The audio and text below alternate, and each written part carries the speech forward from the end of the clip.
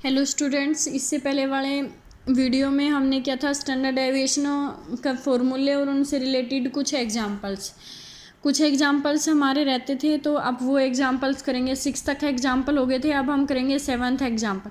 7th example में क्या है कि the measurements of the diameter of heads of 107 screws are as given below. Calculate the standard deviation. क्या calculate करनी है हमें? स्टैंडर्ड डेविएशन कैलकुलेट करनी।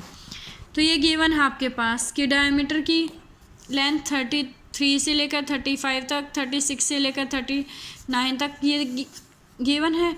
स्क्रूज गिवन है आपके पास ये। तो जो ये डाटा है वो डाटा किस फॉर्म में है? इंक्लूसिव फॉर्म में है। तो हम उसको किस में कन्वर्ट करेंगे? एक्सक्लूसिव फॉर्म में। एक्सक्लूसिव फॉर्म में मैं पहले भी बता चुकी हूँ, पीछे वाला चैप्टर भी किया हमने टेंडेंसी वाला, कि जो लोअर लिमिट है उसमें से तो क्या कर देंगे हम? माइनस कर देंगे, और अपर लिमिट में क्या कर देंगे हम? ऐड कर देंगे। तो लोअर लिमिट्स में से 0.5 माइनस कर देंगे और अपर में से क्या कर देंगे?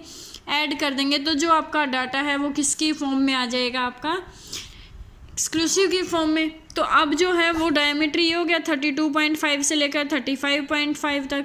उसके बाद क्या निकालेंगे? Mid values. उसके बाद क्या निकालेंगे? फ्रीक्वेंसीज गिवन है आपके पास। अब हमें क्या निकालना है? Standard deviation. कोई भी फॉर्मूला यूज कर सकते हो जब तक आपको बोला नहीं हुआ स्टेटमेंट में। तो जो आपको फॉर्मूला याद है वैसे ये सारे एक ही फॉर्मूले हैं, बस लिखने के मेथड अलग अलग हैं। एच इंटू में क्या है? Summation F I D I का square divided by N minus के summation F I D I divided by N complete का स्क्वायर। तो जो कैपिटल एन है वो क्या होगा आपके पास? सम ऑफ फ्रीक्वेंसीज। और जो डी आई है वो किसके इक्वल होगा? X I minus A divided by H. H क्या होगा आपके पास? Assumed mean. एज्यूम्ड मीन कैसे लेते हैं कि जो भी एक्स आई की वैल्यू है उनमें से बीच की वैल्यू। तो ए की वैल्यू क्या होगी आपके पास? 40। एच क्या होगा? इस इंटरवल के बीच का डिफरेंस। एच की वैल्यू क्या होगी? 3।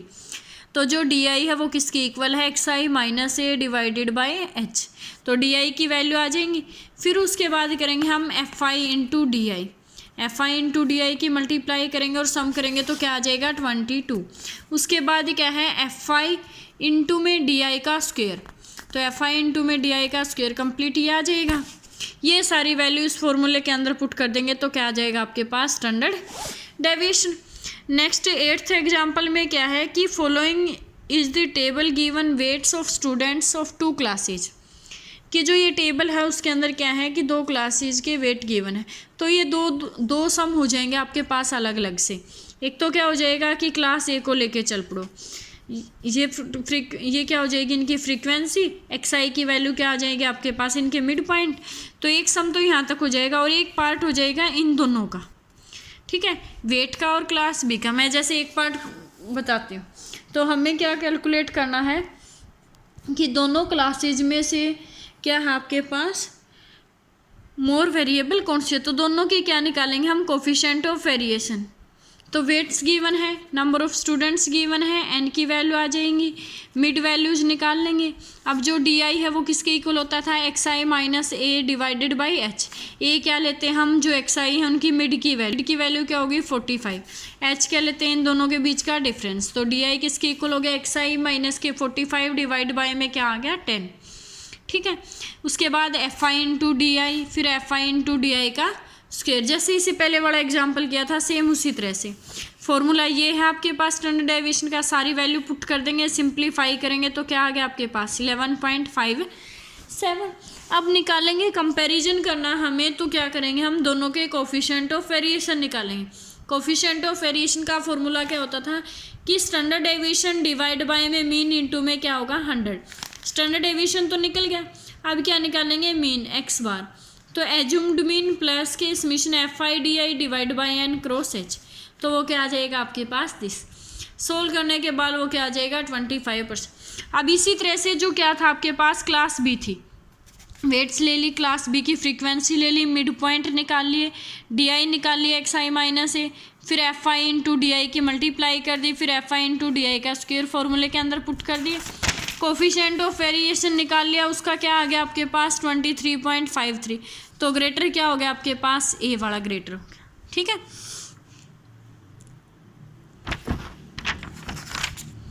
नेक्स्ट में क्या है कि this scores of two batsman A and B for 20 innings are given below, which of the two may be regard as the more consistent batsman.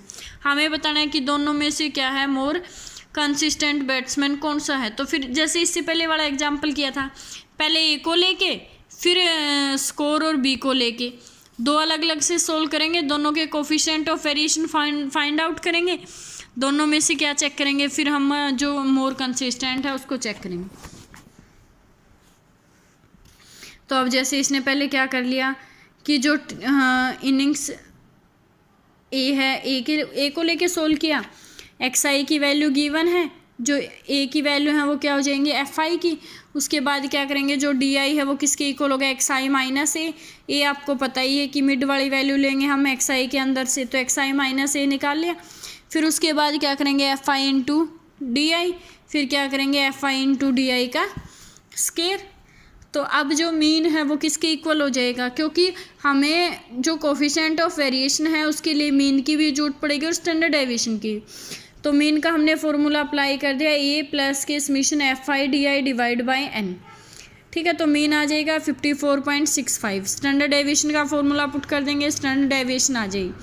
उसके बाद कोफिशिएंट ऑफ वेरिएशन क्या आ गया आपके पास 3.0768। फिर क्या निकालेंगे हम, इसी तरह से बी का, फिर दोनों को चेक कर लेंगे। तो जो कोफिशिएंट ऑफ वेरिएशन है वो किसका, ए का ग्रेटर देन है किससे, coefficient of variation of B.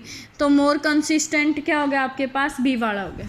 ठीक है, नेक्स्ट क्या है स्टैंडर्ड, ये सारे जो सम है वो एक जैसे ही हैं। अगर फिर भी किसी को कोई स्टूडेंट को कोई दिक्कत आती है तो वो मेरे पास मैसेज कर दो। Standard deviation of combined group, कि कंबाइंड ग्रुप का जो स्टैंडर्ड डेविएशन है वो हम कैसे फाइंड आउट करेंगे।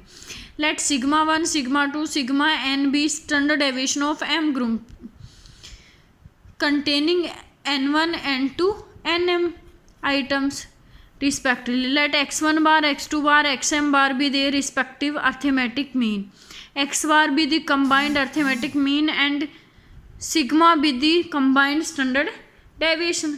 तो सबसे पहले जो अर्थमेटिक मीन है वो किसके इक्वल होगा, एन जे इंटू में एक्स जे का बार डिवाइड बाय में summation J varies from 1 to m N j. जो डी जे है आपके पास वो किससे डिनोट करेंगे हम, एक्स जे माइनस एक्स बार से। तो जो कंबाइंड स्टैंडर्ड डेविएशन है वो किसके इक्वल हो जाएगी आपके पास, इन दोनों में से कोई भी एक फॉर्मूला, कि summation J varies from 1 to m N J into में सिग्मा जे का स्केयर प्लस के J varies from 1 to n N J into में डी जे का स्क्वेयर डिवाइड बाय में summation J varies from 1 to m N J. ये relation between measure of dispersion ये करने की जरूरत नहीं है, क्योंकि आपके सिलेबस में मेन डेविएशन और क्वार्टाइल डेविएशन है नहीं, तो ये वाला टॉपिक छोड़ देना।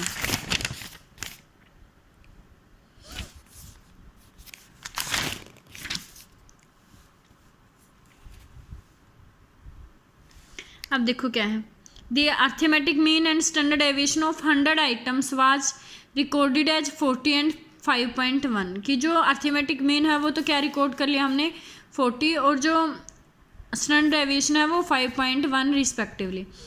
Letter on it was discovered that कि one observation 40 was wrongly copied down as 50। तो हमने कुछ टाइम के बाद देखा कि जो हमने एक ऑब्जर्वेशन 40 थी वो हमने रोंगली क्या लिखती थी 50। Find the correct standard deviation. तो जो नंबर ऑफ आइटम्स हैं वो कितने हैं, 100 है। इनकरेक्ट मीन कितना हो गया 40, इनकरेक्ट स्टैंडर्ड डेविएशन कितना हो गया 5.1, इनकरेक्ट आइटम क्या हो गया 50, करेक्ट आइटम क्या है 40। तो जो अब मीन का फॉर्मूला है वो किसके इक्वल होता है, summation x divide by n, और जो मीन है वो किसके इक्वल है 40। तो समीशन एक्स में तो इनकरेक्ट समीशन एक्स किसके इक्वल हो गया आपके पास 400।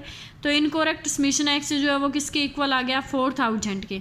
तो करेक्ट समीशन एक्स किसके इक्वल आएगा, इसमें से जो इनकरेक्ट रीड किया है, जैसे इनकरेक्ट क्या रीड किया हमने 50, वो तो माइनस कर दें और प्लस क्या कर दें जो सही है।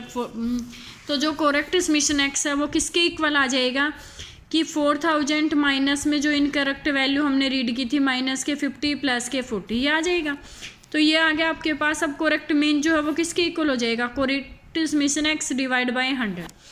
नेक्स्ट है आपका स्टैंडर्ड डेविएशन। स्टैंडर्ड डेविएशन का फॉर्मूला क्या है कि समीशन एक्स का square divide by N minus X bar का स्क्वायर। तो 5.1 इक्वल टू यहाँ सिर्फ यहाँ पे हो सकता है इनकोरेक्ट समीशन एक्स का square divide by 100 minus X bar तो हमने निकाल लिया। 39.9 अप्रोक्सीमेट 40 है तो इसलिए हमने कंप्लीट ले लिया 40 का square, squaring on both side. अब ये स्क्वायर रूट कैंसिल करने के लिए हमने क्या कर लिया, बोथ साइड स्क्वायर कर लिया। तो ये 1600 इस साइड माइनस का है, इस साइड आके क्या हो जाएगा प्लस का, और फिर उसके बाद ये 100 इस साइड क्या है डिवाइड में, राइट हैंड साइड में आके क्या हो जाएगा मल्टीप्लाई में। तो जो इनकोरेक्ट समीशन एक्स का स्क्वायर है वो किसके इक्वल हो गया, इस वैल्यू के इक्वल। करेक्ट समीशन एक्स का स्क्वायर किसके इक्वल हो जाएगा, जो इनकोरेक्ट वैल्यू हमने रीड की है, जैसे 50 रीड की थी तो 50 का स्क्वायर माइनस कर दे, और क्या करनी थी रीड हमें 40 का स्क्वायर क्या कर दें हम इसके अंदर प्लस कर दें, तो ये आ जाएगा आपके पास। तो अब जो इनकोरेक्ट समीशन एक्स स्क्वायर है उसकी जगह ये वैल्यू पुट कर देंगे तो ये क्या आ जाएगा आपके पास, करेक्ट समीशन स्टैंडर्ड डेविएशन। ठीक है, तो इसके साथ कंप्लीट होता है आपका स्टैंडर्ड डेविएशन का टॉपिक और वेरिएंस का, क्योंकि जो वेरिएंस है वो क्या है स्टैंडर्ड डेविएशन का ही स्क्वायर है। आई थिंक ये टॉपिक क्लियर हो जाएगा। नेक्स्ट टॉपिक नेक्स्ट लेक्चर में करवाते हैं।